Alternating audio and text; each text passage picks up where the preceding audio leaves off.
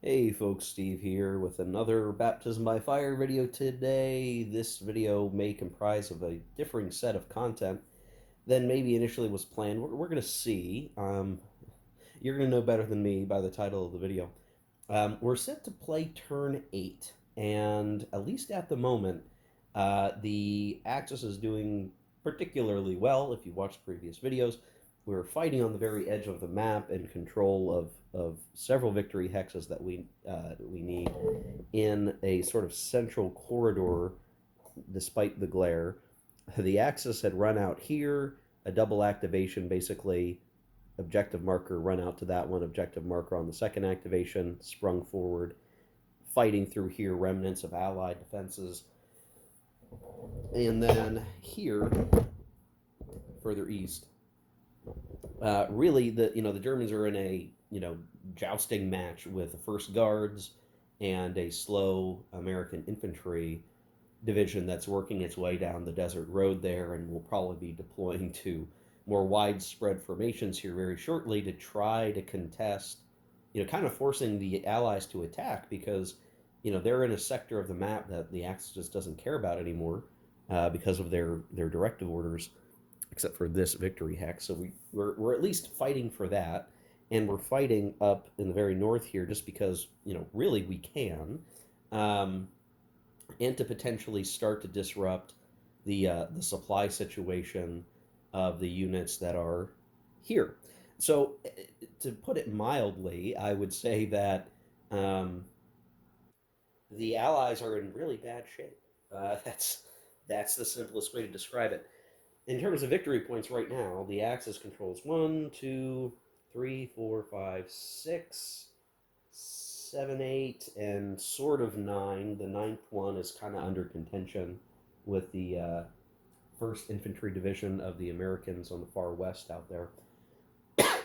And really, I mean, even just right now, there are several victory hexes that are well within the movement range and basically unopposed, and very much at the end of the campaign where neither side's really getting much in the way of reinforcements.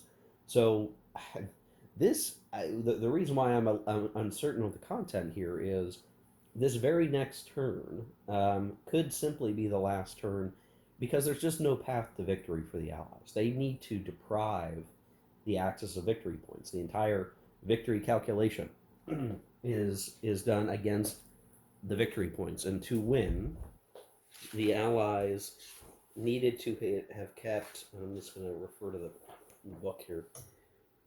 Uh, 7 or less. So if we could keep the Axis to 7 or less, that would allow us to have an Allied victory. But it's really hard to see where that's going to happen. Now, maybe some surprising things could happen, but I'm looking at the map even now and just going, I just don't see where that's going to happen. It would be very surprising at this point.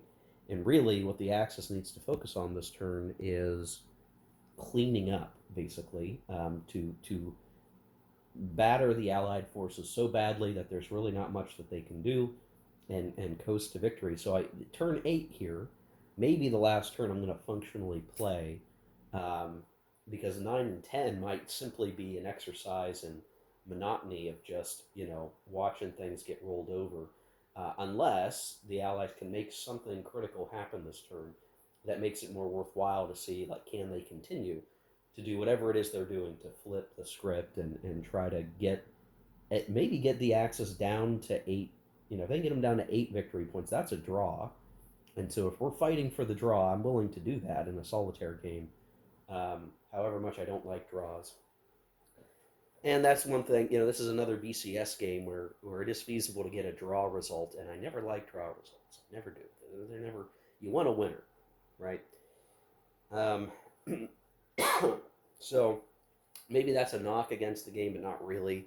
My main beef so far has been the too many victory points are at the edge of the map where, and I can understand why they are there, because the automatic victory conditions is to send units through that entry area. but you can have an entry area and not have the entry area be a victory point hex itself, because now we've just got a big cluster of fighting right at the edge of the map, and I really don't like dealing with that. And we dealt with that a little bit with AeroCore. It was a little bit different because we at least had a few hexes of space. We don't even have that for a lot of this, so this is just much harder of a situation to deal with, and I feel like it didn't have to be that way. We could have somehow dealt with that a little bit differently. I don't know. Maybe it would have led to a larger map, and that would be maybe an issue. There's just something else we could have done, maybe. I think. Anyway,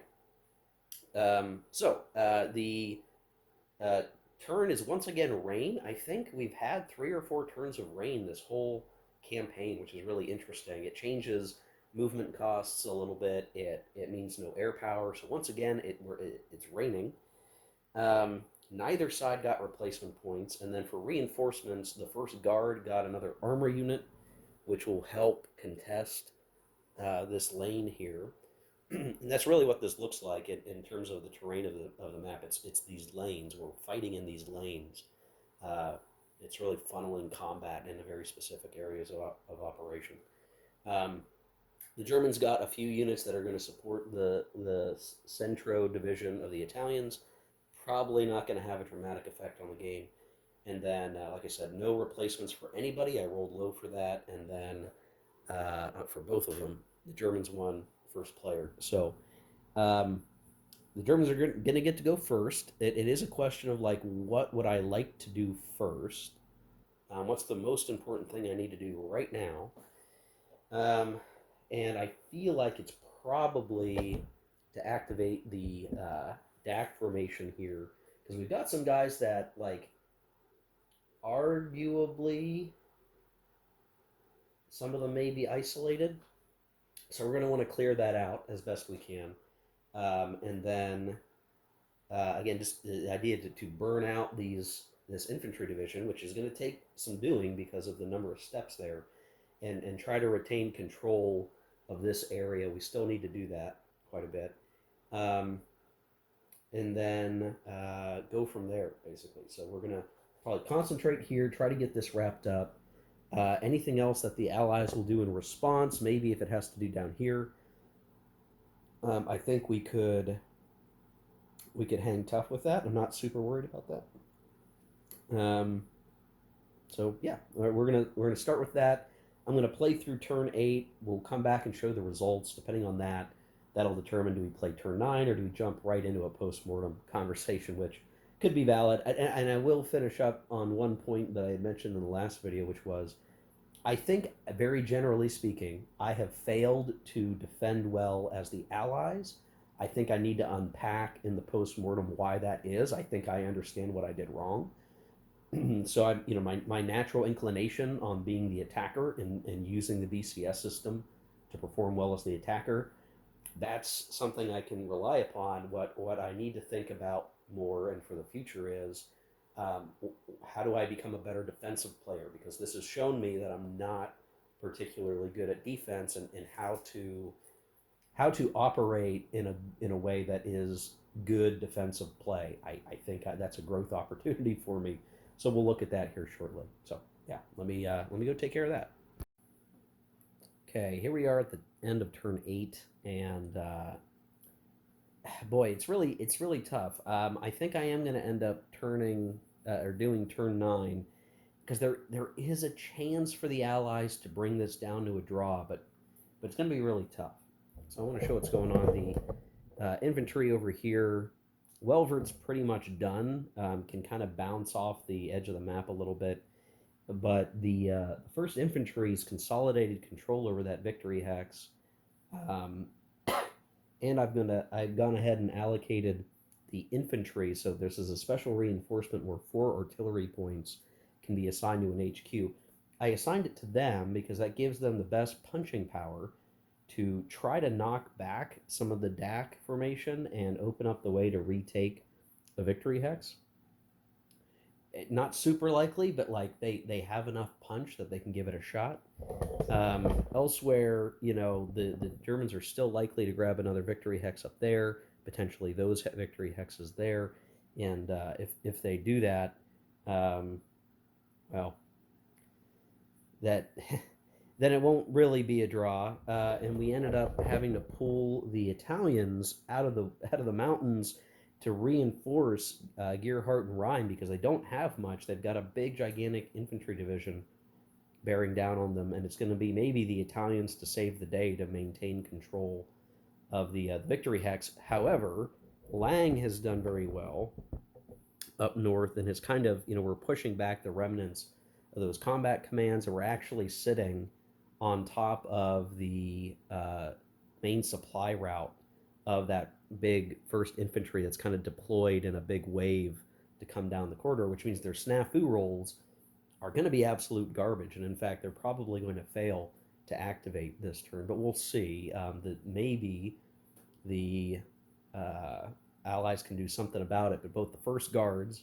which is looking pretty battered, right there, and that infantry division have communication problems. They have supply problems because we've cut it off with Lang. We stayed up north, and it's been proving to, or is proving to be valuable. And so it still feels like the Axis are gonna win the day. I'm gonna play through this next turn just to see, will the dice go the Allies' way? Will something break open that will allow us to change the situation? But this turn 9 will very likely be the last turn.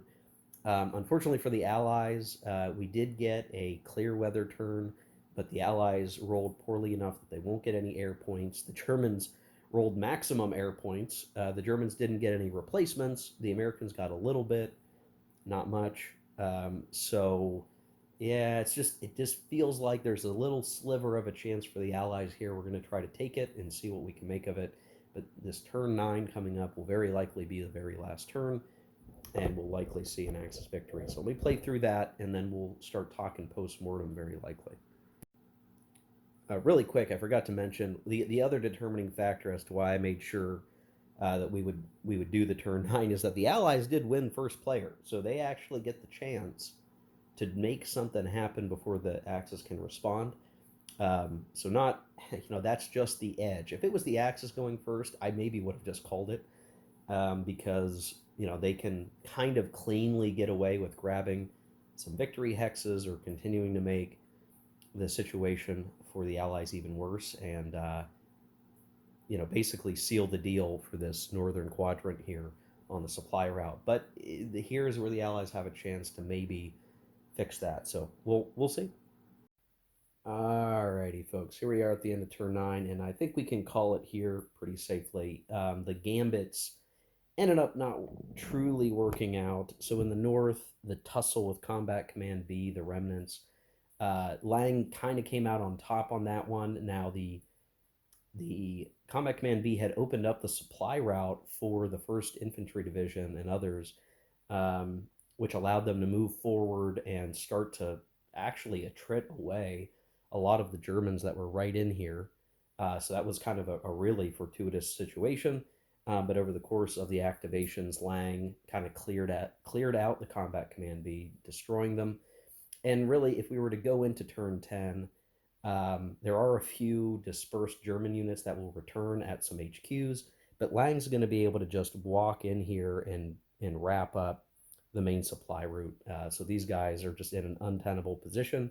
They're not going to be able to activate. The likelihood of them getting down into Spitla, however that's pronounced, is very low, especially now that the Italians have come in to help. Actually, I think I miscounted something. 1, 2, 3, 4, 5, 6, 7, 8. Okay. 1, 2, 3. There you go. So the Italians are in there to just have bodies in the way, and again, it's going to be really hard to see how that infantry division could get in. If I were to just do the first player roll right now and figure things out.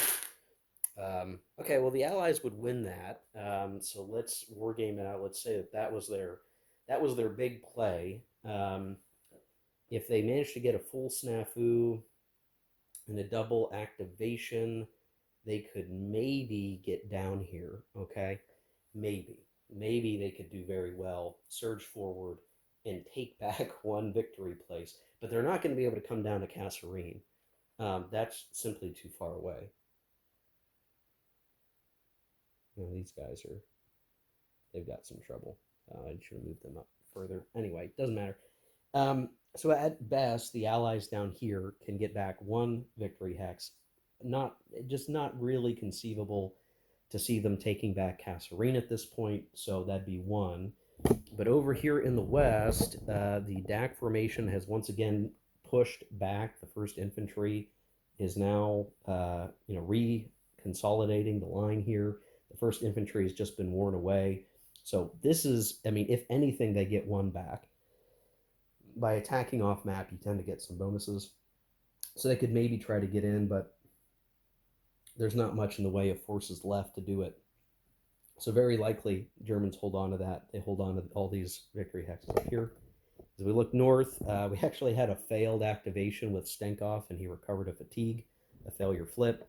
But the Germans are still in a pretty decent spot to maybe take that victory hex out there. Sorry for the camera angle, guys. Maybe I could change my stand height and show you a little bit better. But main thing is, this is still under threat. The command range of the Nick Brigade can't really get out here, and the Germans have managed to occupy all these victory hexes as well. So all told, right now, the Germans hold 1, 2, 3, 4, 5, 6, 7, 8, 9, 10, 11.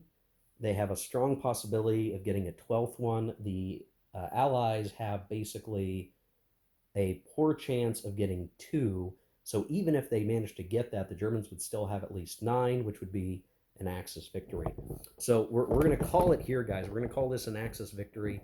Um, and I'm just going to segue right into a post-mortem rather than have that be a separate video. Because I don't think the post-mortem is going to be a very long discussion. But I'm going to want to talk through, really what were my failures, because it felt like as the Axis, I had everything I needed in the campaign to do exactly the things that I wanted to do. I felt very powerful throughout the campaign, and have been able to navigate the terrain very, very well. So um, I tried to look around just to see how well folks perform, and I can tell that, like, okay, I clearly didn't do something right as the Allies. So let me take a pause here, and then we'll break into what I could have done better as the Allies. Okay, so let's talk post mortem. I think where I want to start with this is the narrative of the campaign from the get go. So when the campaign started, we were over here with really, like, spread out units. I think the first couple of turns are are probably most about keeping the Axis maybe from getting too far or getting um, in a too good a setup, and most of that is challenging for the Allies because there's just so much spread out terrain. I mean, there's really nothing to anchor a defense on. It's all wide open. And to be honest, when we look at various units across the board, and you look at, I mean, just to show, like this unit right here, mechanized infantry, which are great units usually, has an action rating of a 2.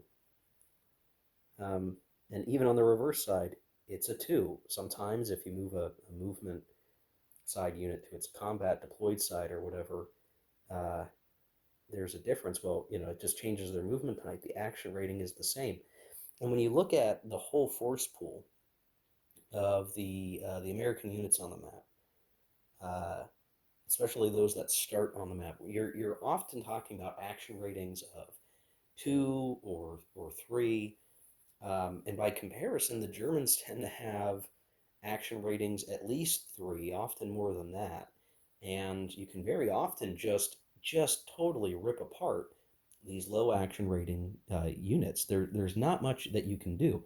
On the attack, the Axis can, pretty routinely get at least a +3 or higher on the combat table, which is about the point where you can start, you're more willing to roll the dice and get some advantages.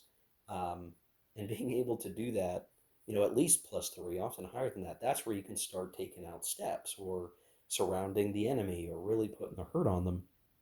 And especially even given that When we look at some of the starting American armor, that's a power of 5, which is not particularly strong. That's a 6. That's certainly better. But in the early part of the campaign, the Germans are fielding units that are going to frequently be operating with an engagement score of 7, sometimes even higher than that, up to 10 in the case of the Tigers that we've seen used on map. Um, like point of comparison here, as long as you can keep this guy alive, which that's its own challenge, I guess. But I managed to keep him alive through most of the campaign. Well, that's a 10, and even on his movement side, it's still a 9. He can go toe to toe with just about any uh, AV unit on the Allied side and come away with clear, consistent victories, which is what happened through the vast majority of the campaign. So, and only at the end did they really take a hit. Um, because a strong American unit was willing to take an attritional loss. So in the early part, it's like the Axis cleans up through here, and I don't think there's much the Allies can do about it. So I feel like I couldn't play well because there's really no option to play well as the Americans other than to pull back, try to figure out a way to find a defensive line that makes sense. Um, and then the other, I think, critical failure of mine as the Allies is, well, there's several. Okay, so basically everything that the Allies should do in this campaign, I did not do. We'll put it that way. I played very dumb. I'm very dumb. Dumb Steve. Bad form as the Allies. Because I became fixated on stopping the progression of the Axis. And certainly you need to be able to do that. But you also need to know what's worth giving up versus what's not worth giving up. So even giving them the center here, that's kind of like, maybe you have to say that's just going to happen. It's just going to happen. Pull back to safety. Pick some places to throw up a line of defense somewhere, but pull back. That's what you're just going to have to do. Because it doesn't matter. Like, okay, when we talk about victory point hexes, if the Axis has 7 or fewer, they lose. That's an Allied victory, 7 or fewer. It's not about the victory hexes that the Allies control. That doesn't really matter. It's about the Axis. So the Axis can advance, they can take victory point hexes, but if they don't take enough, you win. So you kind of have to look at, well, what are the victory hexes that we can afford to give up? And so at the in the bottom right, there's nothing really here, so you don't worry about that. But you're probably going to lose that to the Axis. So you say, okay, maybe you have to give that one up. Again, we don't know what the victory condition shit would be partway through the game, but you kind of can see, like, okay, maybe you have to give something up.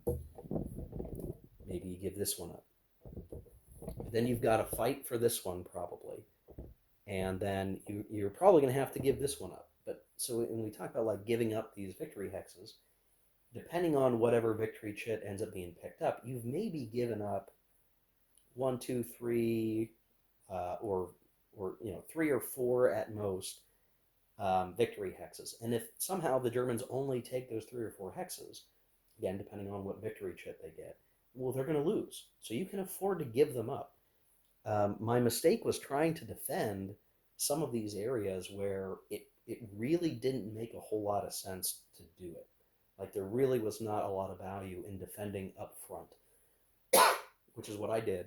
And of course, being in the more open terrain or in places where it's really hard to hold a line or get benefits, they simply could not compete. And against the very strong action ratings of all the German units and the way that they can operate well together, and often even the Allied formations don't have much in the way of artillery to really do a lot of strong counterattacking most of the time, at least until more and more reinforcements can come on board.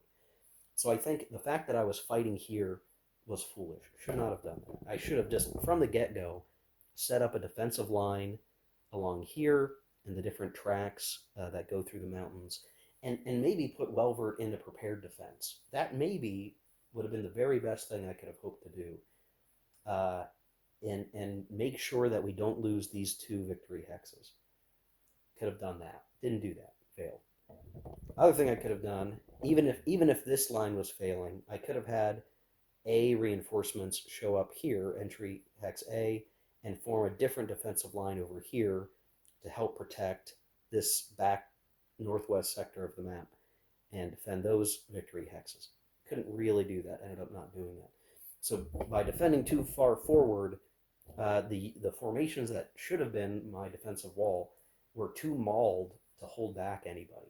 What's really important in BCS is if a formation loses even a single unit, that makes all the other units weaker because they don't have a buddy to support them, to give them an assist, or to guard a flank. So as soon as we can chip away one unit, the next unit's easier to chip away until, as we saw, the Welvert formation was just on its last legs after the initial set of activations where they fought the enemy.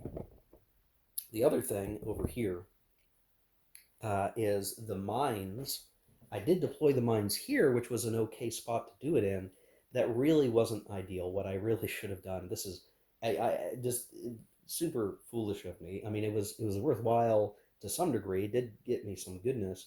The mines should have been placed right through here, right around here, and the defensive line of the Allies we should have given up Kasserine, to be honest, and sat here with a strong defensive line, maybe prepared defense, the mines lined up here.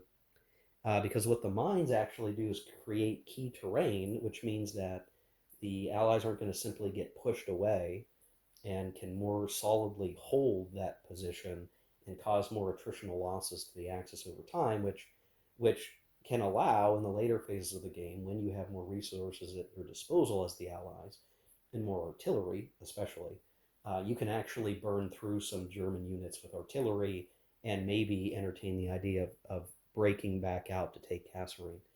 So, defending here, bad idea. Defending here with the mines, much better idea. I didn't do that. Failure. In this northern sector, again, this is really highly dependent on the victory point hexes. Everything we just talked about with the mines, and that's valid because the green victory hexes apply no matter what chit you pull. Over here, again, highly dependent on what victory chit gets pulled. And really the Allied player is not going to know. So there's a little bit of obfuscation there about what's really going to happen. The combat commands got chewed up early. If I had really done my level best to try to pull them away, maybe we could have done more with screening or more with kind of punch counter punching to delay long enough for this big infantry division to come onto the board, and maybe really try to focus on a constrained defense over here, mutually supporting formations, and then as the 34th Infantry came on the board, that big juggernaut of a unit is going to be much more capable of marching down this lane to cut through here, and really, in a different campaign having been played, where the German formations are, that would be a factor. Like, there's still a lot of unknown factors about where the Germans are concentrating. What can you do with the forces that you have? The tough thing as the Allies is you have so many units that can come in here, and you're no matter what you do, there's still going to be a little bit of crossing the streams danger very often, and the potential for mixed formations, which can slow you down a huge amount. I maybe could have done a better job of traffic control there, but with the Lang formation just doing what it was doing up here, I just didn't get the traction that I needed to hold some kind of position. Again, wherever there's the flat terrain, the German units are just going to be superior in almost every situation. The only thing we could have counted on is that those German formations are somewhat brittle. So if we could have gotten into a better state, really gotten to use that infantry's artillery in a better fashion, we could have targeted a non-hard German unit, maybe forced enough damage to it to break the formation up, and then be in a much better position to be on the counterattack and make advancements. But we would never see a case where the Allies are like totally wrapping up the Germans, because at some point, if the Germans don't need to worry about this part of the map, they can start to switch their combat trains to draw supply all the way down here. And so, the Germans have a lot of options when it comes to supply tracing, um, where even the Allies, it feels a little more constrained, and you have to think much more diligently about those combat train placements. And if you're relying on tracks, that's going to hurt the Allies' ability to activate. So um, I could certainly see a situation where if I played better, and that's my learning opportunity, that's my growth opportunity here. Be a better defensive BCS player. I'm great on attack. I need to learn to be better on defense. Uh, Need to figure out what we could do there. So yeah, if you're looking for tips as an allied player, right, this is your defensive line right here. These mountains, mining the pass here, and then having to hope for the duels out in this open terrain to maybe go in your favor enough that you can your reinforcements over time can help overwhelm the Germans on just pure force ratio and being able to get the infantry involved to a point where you can wear down the Germans. And even if you're forcing the Germans to retreat, that's useful. Um, you do have to watch this narrow road.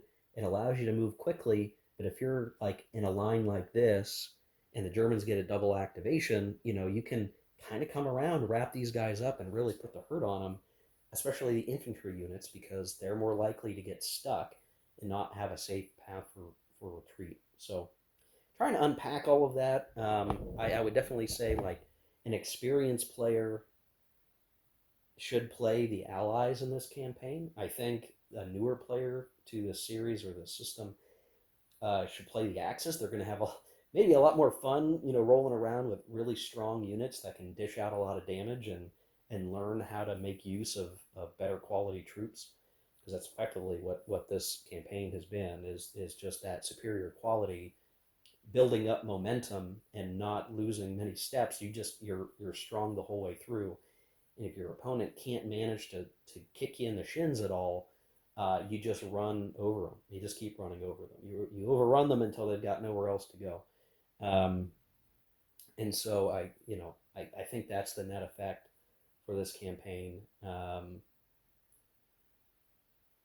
Yeah, boy, uh, tough campaign. Anyway, so I think that's that. I think that's the end of the post-mortem, guys. Like I don't know that it's terribly like I don't think it's an unbalanced campaign, but I think there is a need for the allied player to really understand what they can do. Maybe I should have done more reading on the historical events. Maybe that have helped. Like I'm somewhat familiar with the Kasserine campaign, but not as much as maybe I could be. I've done some extra reading that might have helped me understand the best way to proceed. But I had a lot of fun playing the campaign itself. Like this is BCS, it is fun. It is a different situation. I should also point out for those folks who wanted me to use the orders mechanic, optional but recommended. I don't really think I don't think that it would have changed much, because usually at the start of a turn, without writing down the orders, like I already have a pretty like I've figured out what I want each formation to do when they get to activate. That's basically the same thing as orders. Like I already got in my head, this formation needs to go here. That's what I'm going to do. I kind of already know that. I don't need to write it down, and I'm sure as heck not going to do that playing solitaire, because now I'm just like that's just too much overhead for me to care about. I don't think if I had hardcore played the orders mechanic, it would have really changed anything. I think I would have just played exactly the way I played, because the way I decide my activities uh, um, when playing BCS. So I don't feel like it would have changed much. Now in an opposed game, that would be more, I guess, helpful to do, because you want to make it clear that each player is doing that. I'm only playing myself, so I trust myself to whatever degree that I trust myself, I guess, to do that. And I think I did that. So yes, I could see where orders are important in an opposed game for this. For solitaire, I'm not sure it has much usage for me personally, but so it goes.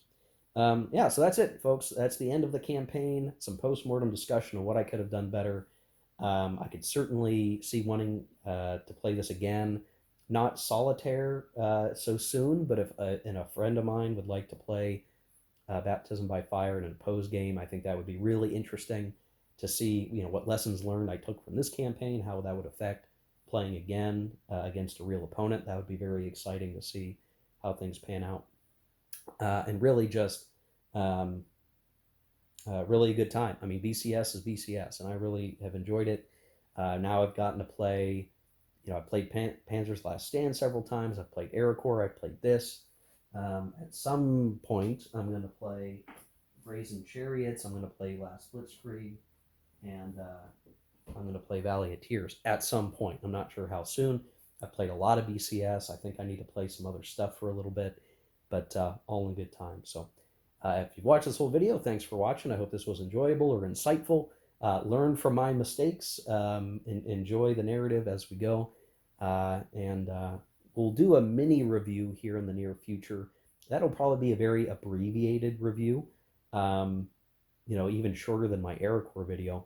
But we'll get that lined up here in the very near future. So anyway, again, thanks for watching, folks. Take care. Keep gaming.